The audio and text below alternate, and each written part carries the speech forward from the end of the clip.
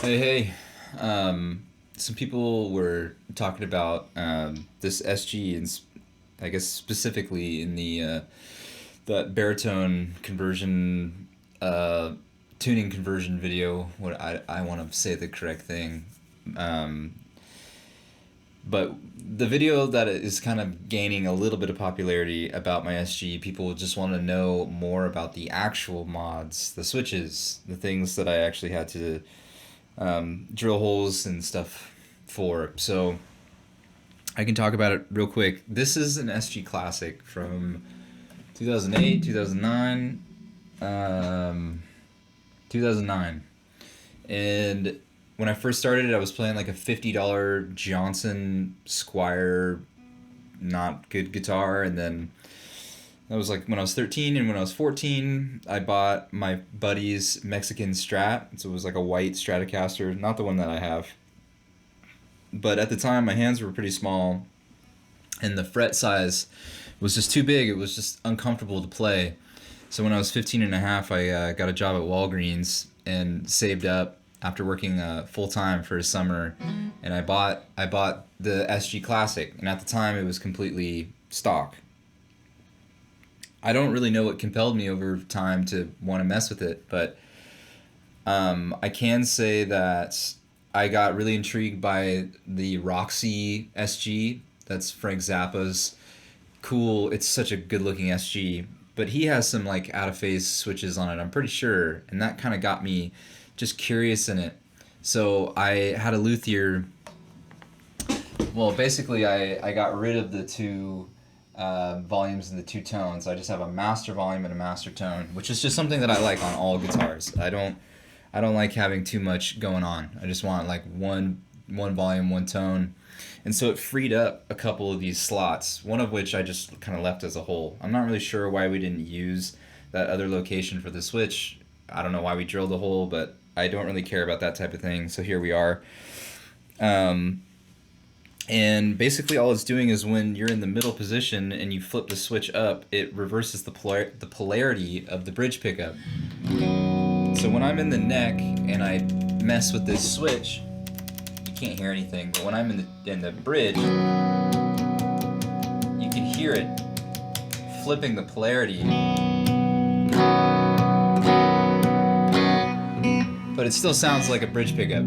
It's when I'm in the actual middle position, right? And this is off. And when I actually flip the polarity, then it truly knocks it out of phase. And I'm gonna be brutally honest, when I first got it done, it was really underwhelming. I wasn't sure like what the purpose of having a tone like this really is. You know, I liked Peter Green, but the tones that I like from Peter Green they're not the out of phase ones. It's when he has really nice reverb and he's playing on his bridge pickup with that I think it's like a 59 Les Paul that just like destroys me. But over time I learned that with a lot more gain, you can get a lot more like clarity in the low end. That this SG is not the most clear when it comes to low end, and I think that's a mixture of the shorter scale. And actually, I don't really know anything else.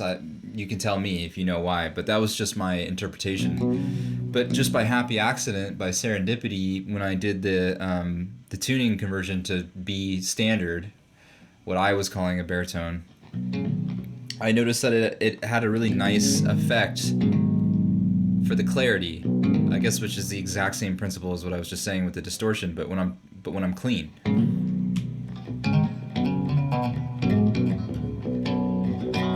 And it pairs with chorus really, really nicely. Let me turn on. I can actually do it from the computer here. Let me turn on a chorus. I'm using a Helix LT. That's how I usually record. I was using a Rockman, and I was blown away by it. The Rockman was so sick. And then it died immediately after I made that video. Like, seriously, I like turned it off and turned it back on, and it just never came back on. So, rest in peace, Rockman. And I don't know if the X100 is the same as the original Rockman, the one that literally just says Rockman on it. But man, that thing was amazing. Shockingly good. I almost like it better than using like anything I've ever recorded with. It was probably the best recorded distortion overdrive tones I've ever had, and the chorus on the clean was just, it was so fun. Anywho, I'm using a Helix LT. The backbone of my tone is I'm using a Fullerton, which is like an old tweed Fender amp, and I just always crank the mids. That's just like what I like. I like, you know, Bassman tweed style amps, Fender, with the middle mids cranked. And then the Helix system has an amazing chorus called the Ampeg Liquefier, and I love this chorus. Which it would be even better if I was in stereo, which I'm not, because I only have 2 inputs on my interface, and I'm talking into a mic for one of them. But the whole point of what I was trying to say is when I'm out of phase, this is just my bridge pickup. Still sounds amazing.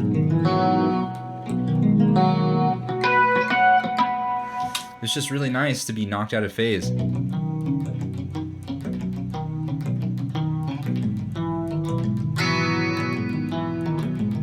Just a really pleasant sound. Especially like palm muted. It kind of reminds me of like the Police or something. Kind of has like that just aesthetic, that musical aesthetic. Okay, well that's the phase switch. I mean, the other modification, I just put on new tuners, but I did have to modify it because I had to drill new holes, which I view that as a modification in the guitar. I freaking drilled holes in the headstock. Oh, I'm not showing anything. Is the locking tuners, but I mean, there's nothing to say. If you're wondering what happened here, I will just be honest with you. I had 2 bottles. One of them was acetone, the other was rubbing alcohol. I had a sticker there. I thought I grabbed the rubbing alcohol so that I could get the adhesive from the sticker off. Turns out I freaking grabbed the acetone and it started eating away the paint on my guitar. So when I was wiping it, black was coming off and I was extremely sad. So that's why I have a crazy scuff mark here, which I wish I didn't have, because I really, really love Gibson headstocks without that little symbol there where it's just black and a Gibson at the top. It's, in my opinion, one of the sexiest headstocks ever made. And then I just had a friend paint on my truss rod cover. Okay, so the boost, the booster, the boost switch. It's an EMG boost. You can hear the volume difference, huh?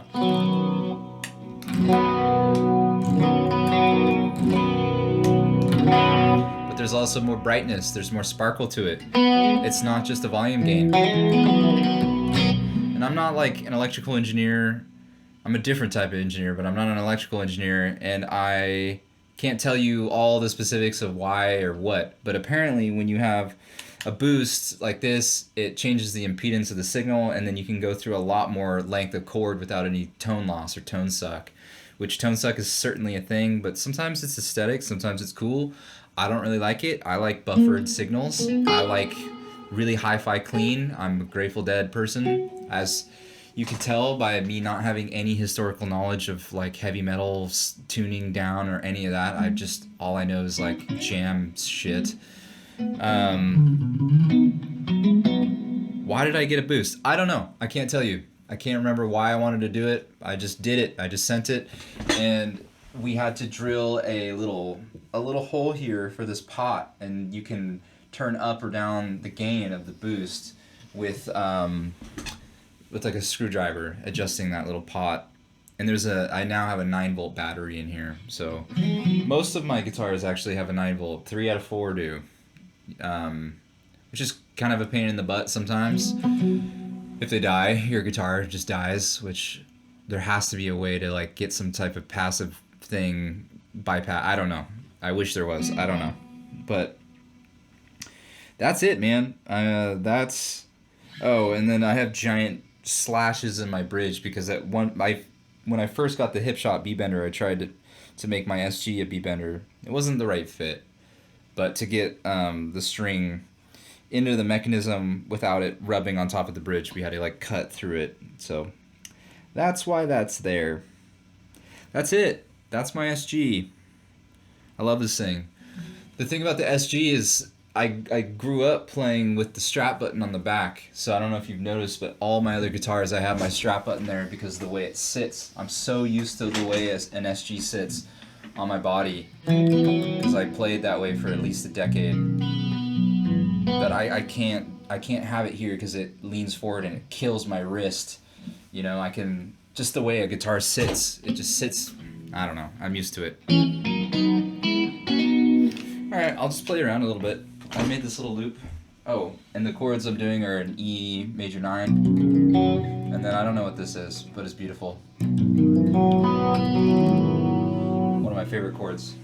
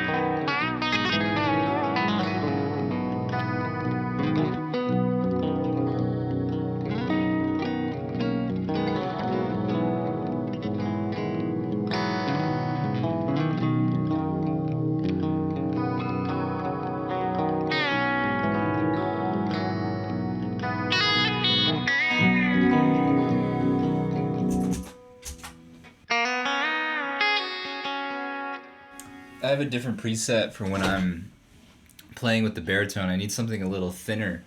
So now when I switch to the Telecaster, it sounds kind of thin, huh? This is me going to like a straight Bassman.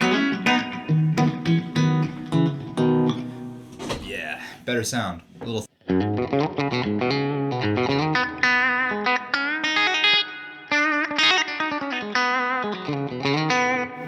my Telecaster has the same boost switch in it.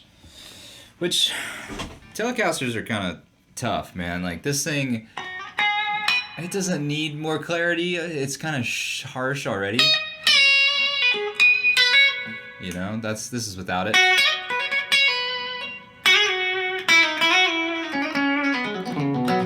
It just sounds a little more hi-fi.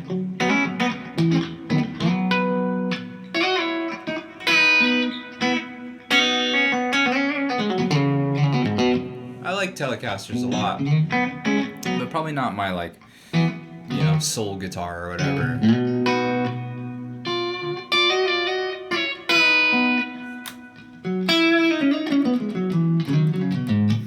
I guess something random I can talk about real quick is reverb. I am a reverb junkie. It's a crutch. I love it so much. Right? I mean, I always have reverb on. This is without it.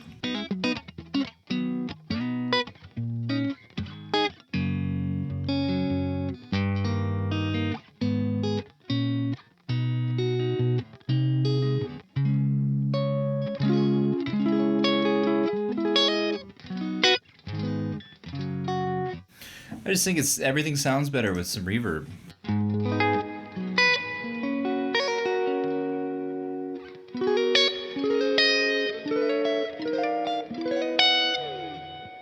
With an exception, and this is just my opinion, this is not right or wrong at all. I could be incredibly wrong.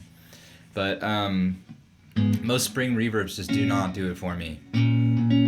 I am, or like halls or whatever, I like a really expensive sounding plate reverb.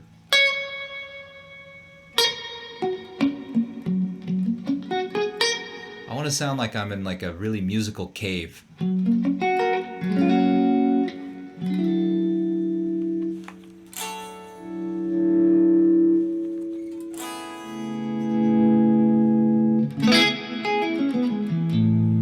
So that when you play notes, it's almost like creating a chord around you, you know? Like that.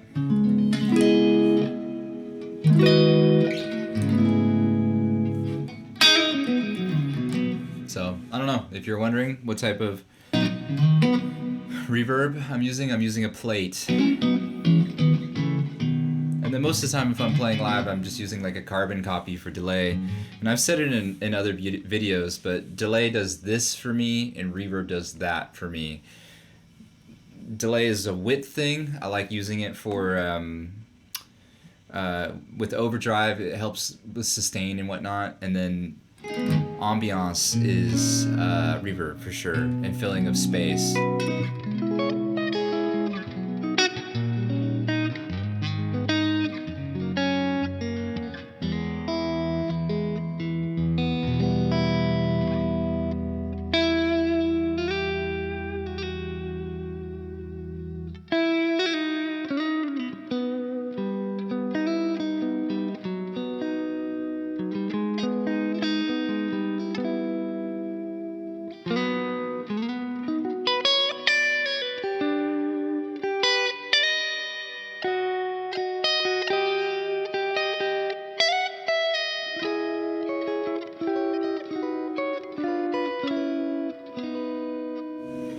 Cool. This is a long one, man. Thanks for listening. See you guys next time.